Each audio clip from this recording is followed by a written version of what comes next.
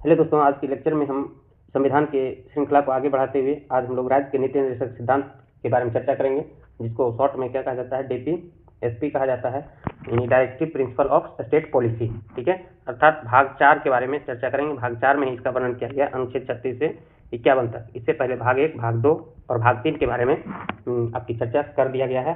आप हमारे YouTube channel के प्लेलिस्ट में जाएंगे तो संविधान नाम का प्लेलिस्ट बना होगा, वहाँ पर आपको सभी पीछे का लेक्चर अपलोड कर दिया गया, आप वहाँ से जाकर देख सकते हैं। आइए आज के लेक्चर को मैं शुरुआत करता हूँ। दोस्तों, अगर ये PDF के लिए टेलीग्राम चैनल GK हब बरामबिलास सर पर जुड़ें, वहाँ पर आपको प्रोवाइड कर दिया जाएगा। अगला ये जानेंगे दोस्तों, राज्य के नीति निर्देशक सिद्धांत क्या है। ठीक है, राज्य के नीति निर्देश सिद्धांत या राज्य के नीति निर्देशक तत्व का वर्णन भारतीय संविधान के भाग 4 में है। अनुच्छेद की बात करें तो अनुच्छेद 36 से 51 तक वर्णित है और इसे लिया गया है दोस्तों आयरलैंड के संविधान से। ये कहाँ से कौन सा चीज़ों का प्रावधान लिया गया है, इसके बारे में हम लोग विदेशी स्रोत के रूप में ये लेक्चर डाला हुआ है, आप वहाँ जाकर देख सकते हैं। अन्य महत्वपूर्ण तथ्य के बारे में जानते हैं कि DPSP को न्यायालय द्वारा लागू नहीं किया जा सकता है। इस चीज़ की वर्णन अनुच्छेद 37 में किया गया है। इससे पहले जो हम लोग देखे थे दोस्तों, फंडामेंटल राइट यानी कि मौलिक अधिकार के बारे में आपको बताए थे कि अगर मौलिक अधिकार का उल्लंघन होता है तो इसकी रक्षा के लिए आप सुप्रीम कोर्ट और हाई कोर्ट कहीं भी जा सकते हैं, यहाँ तक कि डायरेक्ट आप सुप्रीम कोर्ट भी जा सकते हैं। सुप्रीम कोर्ट मौलिक अधिकार को लागू करवाने के लिए अनुच्छेद 32 के तहत 5 प्रकार की रीट जारी करता है, जबकि हाई कोर्ट अनुच्छेद 226 के तहत रीट जारी करता है और मौलिक अधिकार को बहाल कराता है। सरकार इसके लिए बाध्य है, न्यायालय में उसके लिए ये लागू करवाने के लिए आप न्यायालय जा सकते हैं, लेकिन DPSP को लागू करवाने के लिए आप न्यायालय नहीं जा सकते हैं, अर्थात इन्हें वैधानिक शक्ति प्राप्त नहीं है। फिर भी ये देश के शासन में मूलभूत माने जाते हैं, मूलभूत इसे ध्यान में रखते हुए ही कोई भी कानून बनाया जाता है। वो यहाँ लिखा है कि विधि बनाते समय इन तत्वों को लागू करना राज्य का यह कर्तव्य होता है। ठीक है, राज्य के नीति निर्देशक तत्व का, यानी बाध्यकारी नहीं, हम लोग प्रेशर नहीं बना सकते हैं। आगे हम चर्चा करेंगे नीति निर्देशक सिद्धांत के बारे में कि प्रेशर जाकर बना नहीं सकते हैं। जैसे आप मौलिक अधिकार के लिए आपको दिया गया है स्वतंत्रता का अधिकार, बोलने के अधिकार, वाक के अधिकार, नहीं बोलने के अधिकार, तो यहाँ पर ये इसके लिए आप जैसे कुछ सैद्धांतिक बात बोलते हैं तो आप बोलने का अधिकार दिया जाता है। अगर बोलने से हमें रोका जाता है तो आप सीधे सुप्रीम कोर्ट या हाई कोर्ट जा सकते हैं। ये था फंडामेंटल राइट, तब वो सुप्रीम कोर्ट जा सकते हैं, आपको बहाल कराया जाएगा। लेकिन राज्य के नीति निर्देशक तत्व में कई आपका ऐसे ऐसे प्रावधान हैं जिसे आगे हम चर्चा करेंगे कौन कौन सा प्रावधान की बात की गई है।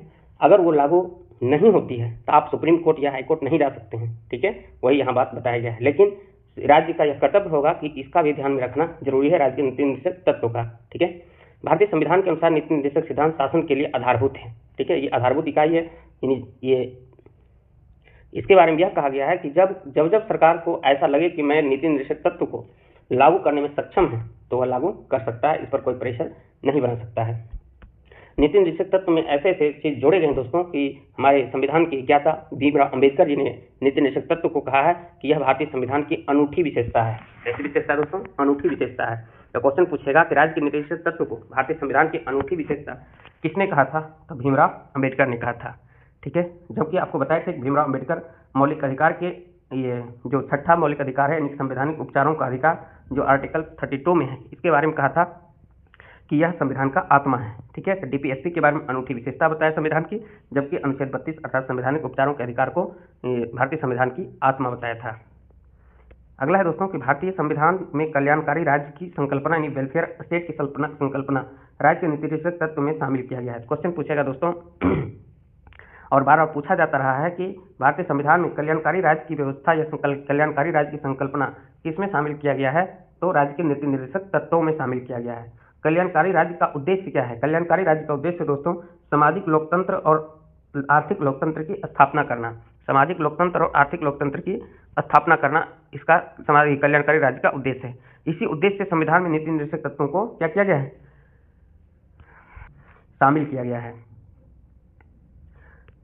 मोस्ट इंपोर्टेंट तथ्य है दोस्तों कि भारत सरकार अधिनियम 1935 में निहित अनुदेश प्रपत्र को भारतीय संविधान में राज्य के नीति निर्देशक तत्वों के रूप में सम्मिलित किया गया है।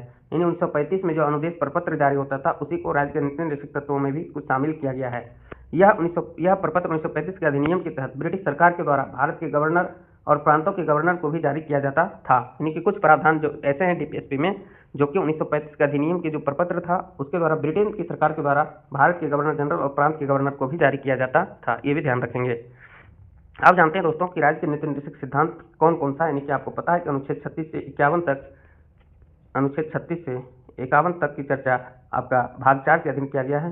तब हम लोग बारी बारी से सभी अनुच्छेद के बारे में चर्चा करते हैं। तो यहाँ पर डायरेक्ट अनुच्छेद 38 आ गया है। अब आप कहेंगे सर 36 में क्या है और 37 में क्या है। तो 37 के बारे में तो आपको बता ही दिए हैं कि डीपीएसपी को न्यायालय में परिवर्तनीय नहीं किया जा सकता, इसकी चर्चा कहाँ किया गया है, तो अनुच्छेद आपका 37 में किया गया है। जबकि अनुच्छेद 36 में क्या है दोस्तों, तो अनुच्छेद 36 में वही चीज दिया गया है जो अनुच्छेद 12 में दिया गया था, यानी मौलिक अधिकार में। इसीलिए मैं बोलता हूँ दोस्तों कि यदि आपने मौलिक अधिकार का लेक्चर नहीं देखा है तो आप पहले उसे जाकर देख लें।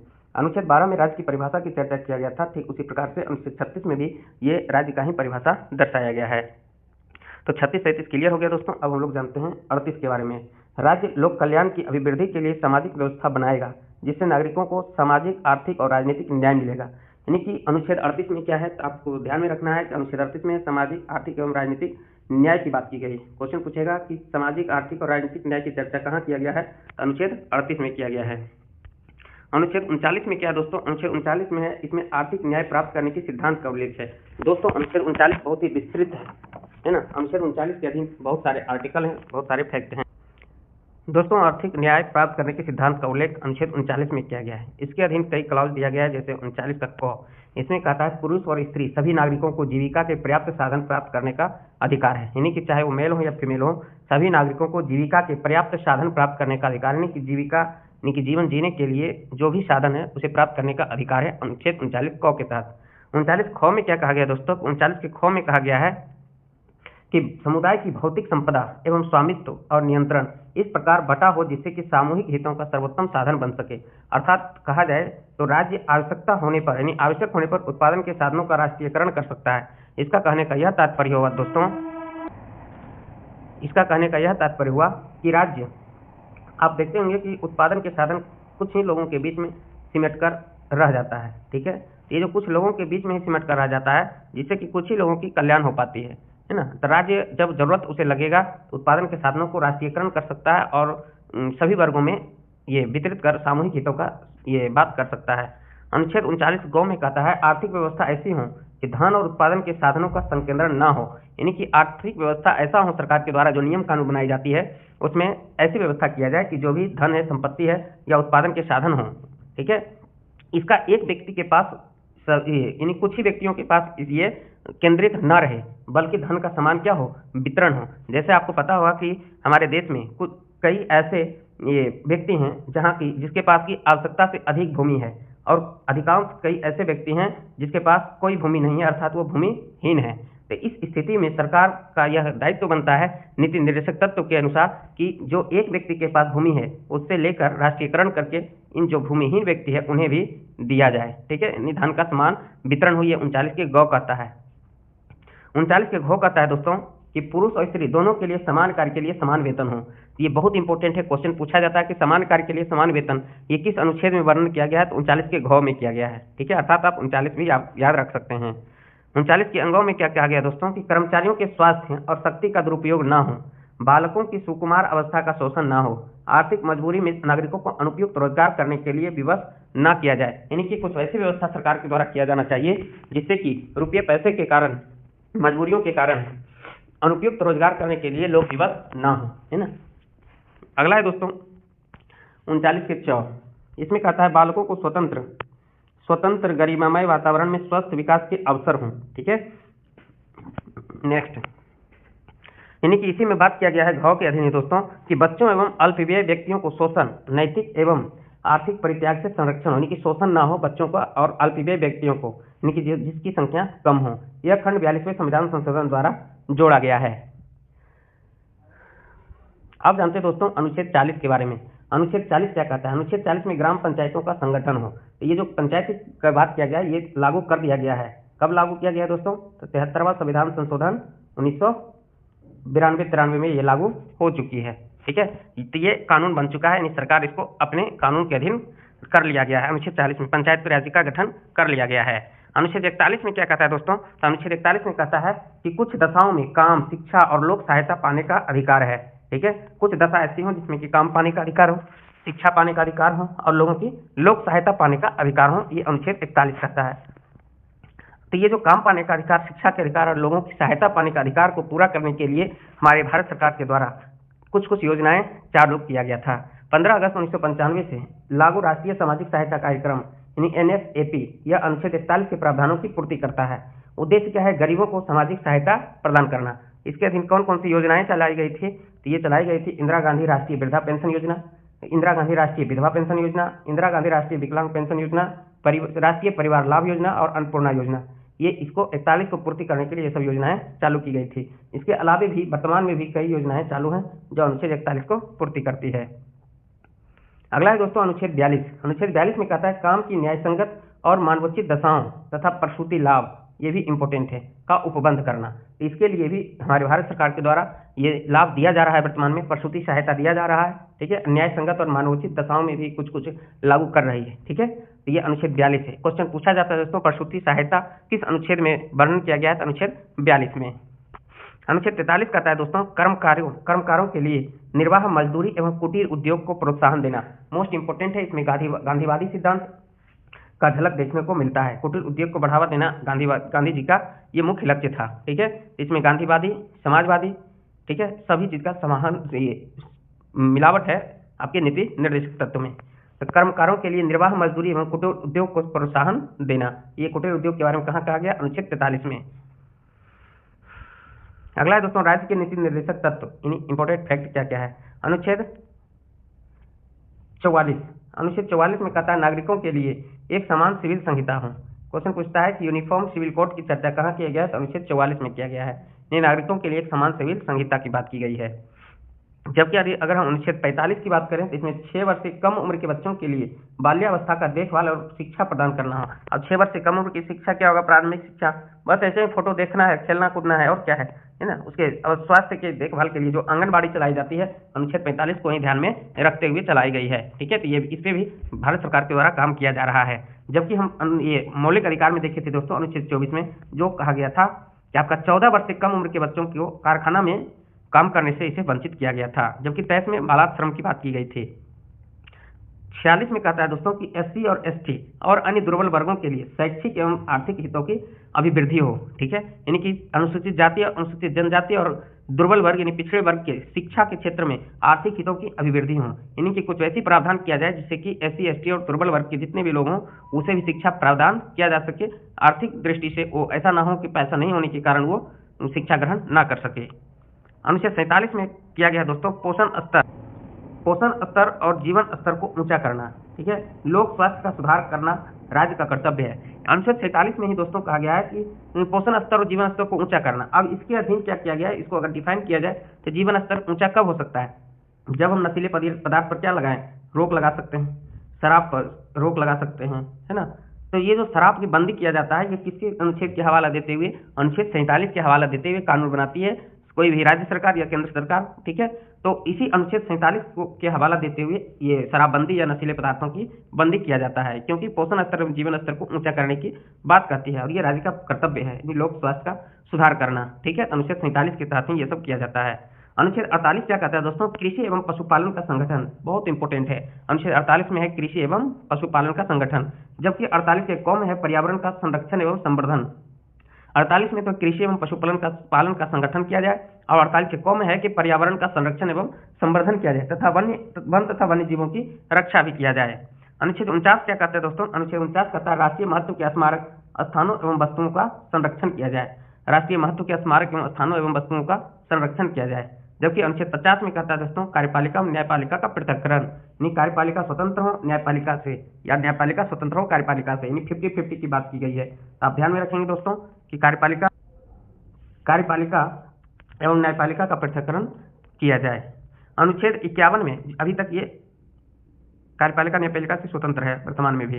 अनुच्छेद 51 क्या कहता है दोस्तों कि अंतर्राष्ट्रीय शांति एवं सुरक्षा की अभिवृद्धि हो, यानी कि अंतर्राष्ट्रीय रूप से जो शांति की बात किया जाता है, हमेशा सुरक्षा की बात किया जाता है। अनुच्छेद 51 के तहत कम से कम युद्ध हो, क्योंकि युद्ध से किसी भी व्यक्ति को कितना भी लाभ हो जाए लेकिन हानि जरूर होती है ना। युद्ध से हमेशा हानि ही होती है, भले वो व्यक्ति युद्ध जीत ही क्यों ना जाए। इसलिए शांति की समझौते की बात करती है। अनुच्छेद 51। इस प्रकार दोस्तों 36 से 51 आपका समाप्त हो जाती है। अगर हम रिकॉल करने का प्रयास करें दोस्तों, तो एक बार मैं रिकॉल करने का प्रयास कर रहा हूं कि अनुच्छेद 36 में राज्य की परिभाषा की बात की गई है। अनुच्छेद 37 में कहा गया है कि डीपीएससी न्यायालय में परिवर्तनीय नहीं है। 38 में सामाजिक और आर्थिक और राजनीतिक न्याय की बात करती है। 39 में विस्तृत वर्णन किया गया है, जिसमें किसी कुछ फैक्ट को आप याद रखेंगे। समान कार्य के लिए समान वेतन किया गया है, ठीक है। इसी में आपका अनुच्छेद 39 में ही पुरुष और स्त्री के लिए जीविका के लिए समान अवसर प्राप्त किया जाए, नई उत्पादन के साधन पर समान अवसर हो, ये सब की बात 39 में किया गया है। 40 की बात करें अगर दोस्तों, 40 में ग्राम पंचायत की बात की गई है। 41 में है कि कुछ दशाओं में काम पाने का अधिकार, शिक्षा पाने का अधिकार दिया गया है। और 42 में आपका क्या चीज का वर्णन किया गया है, तो 42 में आपका ये प्रसूति लाभ की बात किया गया है ना, न्याय संगत एवं प्रसूति लाभ की बात किया गया। अनुच्छेद 43 में कुटीर उद्योग की बात की गई। अनुच्छेद 44 में आपका समान सिविल संहिता की बात की गई है। 45 में 6 वर्ष से कम उम्र के बच्चों की बाल्यावस्था की देखभाल और शिक्षा की बात की गई है। जबकि 46 की बात करें दोस्तों, तो 46 में आपका SC और ST की बात किया गया है, जिसमें कि शैक्षिक और आर्थिक अभिवृद्धि हो। और 47 में पोषाहार की बात किया गया है, अर्थात पोषण स्तर, जीवन स्तर बढ़ाया जाए। 48 की बात करें दोस्तों, तो अनुच्छेद 48 में कृषि एवं पशुपालन की बात की गई है। जबकि 48 के क की बात करें तो 48 के क में आपका पर्यावरण का संरक्षण और संवर्धन की बात की गई है। 49 की बात करें दोस्तों, अनुच्छेद 49 में क्या है, राष्ट्रीय स्मारक की सुरक्षा करना। अनुच्छेद 50 में आपका पृथक्करण की बात किया गया है, कार्यपालिका और न्यायपालिका। अनुच्छेद 51 में आपका अंतर्राष्ट्रीय शांति की बात की गई है। इस प्रकार आप भी रिवीजन लगातार करते रहेंगे। आप जानते हैं दोस्तों कि कुछ ऐसे अनुच्छेद हैं जो कि अनुच्छेद ये लगता है कि राज्य के नीति निर्देशक तत्व है, लेकिन वो वास्तव में राज्य के नीति निर्देशक तत्व नहीं है। वही यहाँ लिखा गया, उपर्युक्त अनुच्छेद के अतिरिक्त कुछ अनुच्छेद ऐसे हैं जो नीति निर्देशक तत्व के जैसा कार्य करता है। जैसे अनुच्छेद 350 के क, इसमें दिया गया दोस्तों प्राथमिक स्तर पर मातृभाषा में शिक्षा देना। यह अनुच्छेद 350 के क में दिया गया है। ये लगता है कि नीति निर्देशक तत्व है, लेकिन यह है नहीं, ठीक है। नीति निर्देशक तत्व की भांति कार्य करता है, ये क्वेश्चन पूछा जाता है। तो क्वेश्चन पूछेगा प्राथमिक स्तर पर मातृभाषा में शिक्षा देना, ये किस अनुच्छेद में है, अनुच्छेद 350 के क में है। जबकि अगर हम बात करें 351 में दोस्तों हिंदी भाषा को प्रोत्साहन देना, यानी हिंदी भाषा को प्रोत्साहित करने की बात करते हैं 351, ठीक है। आइए, एक कथन दिया गया है दोस्तों ये नीति निर्देशक तत्व के बारे में। ये महत्वपूर्ण विशेषज्ञ हैं कौन, KT शाह जी। KT शाह कहते हैं कि राज्य का नीति निर्देशक तत्व कहता है एक ऐसा चेक है जो बैंक की सुविधा अनुसार अदा किया जाएगा। यानी कि ये ऐसा चेक बताता है कि जब बैंक के पास पैसा होगा तब ये क्या करेगा, सुविधा अनुसार ये अदा करेगी, यानी तब वो रुपया देगा, ठीक है। यानी ऐसा चेक है, ऐसा नहीं है कि आप जाएं और तुरंत भंजा देगा।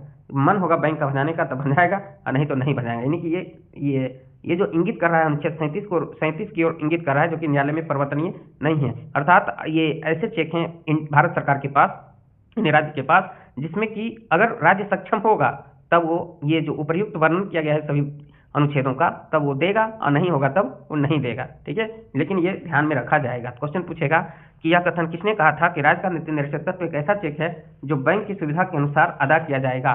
तो ये कथन किसका है, KT शाह का। दोस्तों इस प्रकार से ये लेक्चर यहीं पे समाप्त होती है। अगर हमारा वीडियो पसंद हो और आपके लिए यूजफुल हो तो हमारा चैनल है GK hub by Ramvilas sir, इसे सब्सक्राइब करें और लाइक करें और अपने दोस्तों को शेयर भी करें, और प्यारे प्यारे से कमेंट करना ना भूलें। इसी के साथ इस लेक्चर को यहीं पे समाप्त करते हैं। जय हिंद, जय भारत।